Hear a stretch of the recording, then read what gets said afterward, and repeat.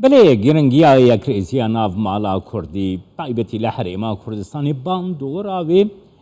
لپارچیندین کردستانی چاوای تایبتیش لروجابای کردستانی اف مجار چاوات نرخاندن دکتر عبدالحکیم بشارن دامی مکتبه سیاسی یا پارتیا دموکراتا کردستانی سوریه و جگری سروکی هف پیمانیان اجتماعی و اپوزیسیون سوریه حولی ریمیوانی منه سلاو ریز دکتر عبدالحکیم كيك عبد الحكيم بيبر سيد سبي بكم جرينجيا يكريزي لحريما كردستاني بام دوراوي لروجاباي كردستاني چاوايا چاواتي نرخاندن لروجاباي كردستاني بيبر سيد سبي بكم فرم زور سپاس شخوا ام پیروز دکن هر گاوه کی پارتی و یکتی نزیک هفدوم گاوه کی پیروزش بو ملت ما سراسر کردستانی براساس خوازم پیشی بیجم منفعتاوی لهریم کردستانی بتایبت دواری آرامی ده بهز کرنا حکومتی بهز کرنا آبوری بچارس کرنا کشین خلکی بهز کرنا حکومتی برانبری بغداد بهز کرنا حکومتی هریم برانبری دوتی هایر دور افگش فیداک گلکی گرنگ دید هیه جبو کردستان سوریا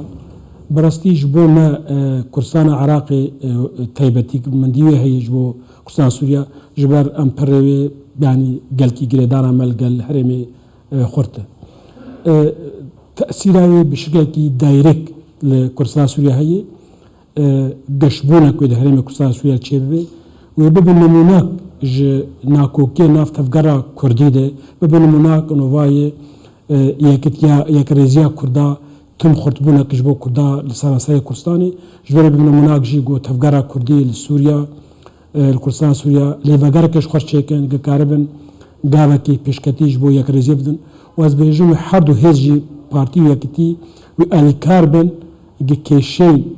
كردستان سوريا وناكو كيد نافت تفقارا ويدي آلي كاربن جو جار سربك دكتور عبد الحكيم نهانو نرى نتوين يقرتي العراقي بخدس نشان دكاكو آلوزين دناف بين دستي يكم دا پيدك وينا كده روشا حريما كردستاني زحمت دردك آلوز دردك ده قادان ناف نتوي دجي دوي درباري ده گر نرخاندنا تبك آلوزين نافاد هذا طبيعي يعني قالكي ناكو كيتشي دبن هاتي ناس كرن ج بيشا انتفاضة بنوتو يكيد وحكومات يكمين بارتي يكتي قداسي خصم هفدو شريك بن منفعتها حمية إنسان كي كود وك حكومات وك ملات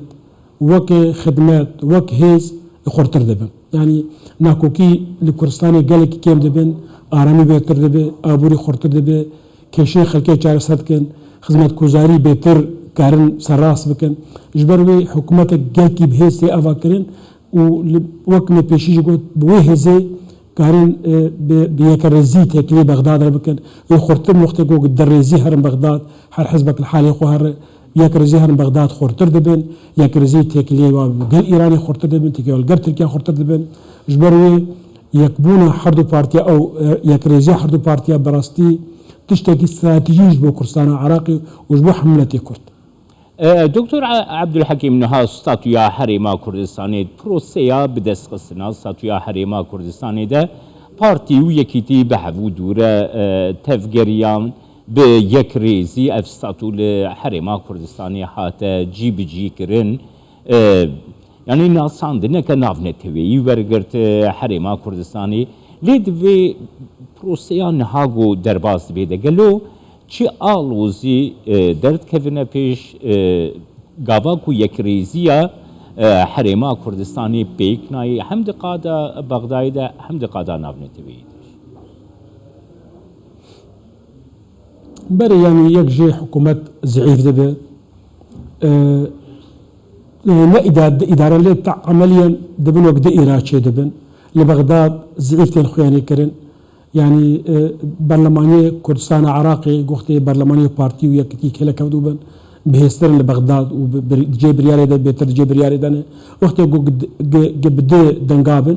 زعيفتر دكهبن جبروي يعني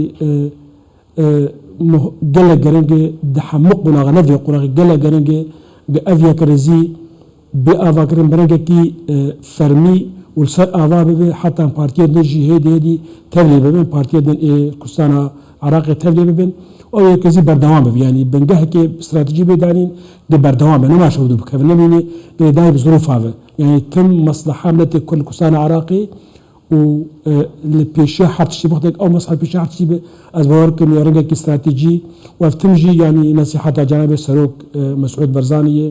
يا كريزيا كردا يا كريزيا كردا يا كريزيا كردا او نصيحات قال له بيكور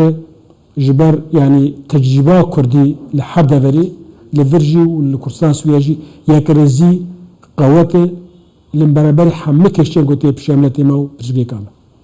هر وها وساتي نرخاندنكو گاواکو آلوزید نابینا آلیین سیاسیین سرکده بطایبتی پیدا و ینکده هنه دکتر عبدالحکیم کو دستوردان درویجی لهمبری حریما کردستانی لاواز کرنا حریما کردستانی حسانی ترد به نیار زیده ترد کارن دستوردانی بکن نرخاندن آتا دوی چرچویده بله مپیشه و گوت یعنی بارتي يكتي هكا بيج مثلا دو زائد يك دبسيان ازيد شاد ده اجبار حدو هفدو دقرن تمثيلها تقريبا ناتي كرد تفايدكن لكردستان عراقي اجبار وي كارن بخورتر تيكليه بحركه سير بكن بيك دنجي بيك رنجي بيك زماني وقت يقول دي فرشدن يعني مجبور دبن حركي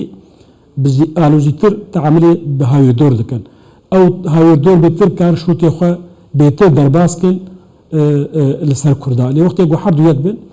إلا دبن مصلحة كردات كذا صفحة بيشيدة ونمت دولتي هاي دور كارن يعني باندورك سلبي لسر كردستاني تشيكن جبر وانا يكرزيا وانا مبيشا قلت يكرزيا وانا دهلي جوهزكي بخورت لبيشا نوك دجمن يعني نوك دولتي هاي دور بخورتي البيشا وكارن تكليه بكن وك ند عربي بند تكليه بكن وكهذي يعني ام وكهذ دون ام تشتكي هبش امكان بهدو بكم بتركيا عرب ايران بغداد عرب وقت قد طرف بين اواهر كزحمه الجامعه تشدي وزعف تبني في مسألة هانت هر وها نرخاندنك هيا كو غاوا حرما كردستاني بهيز يكريزه گریدای روجاوایی کردستانی ام بیژن کو جبوی چاره سریا پرسا کرد لسوریه جی هیزک زیدتر ده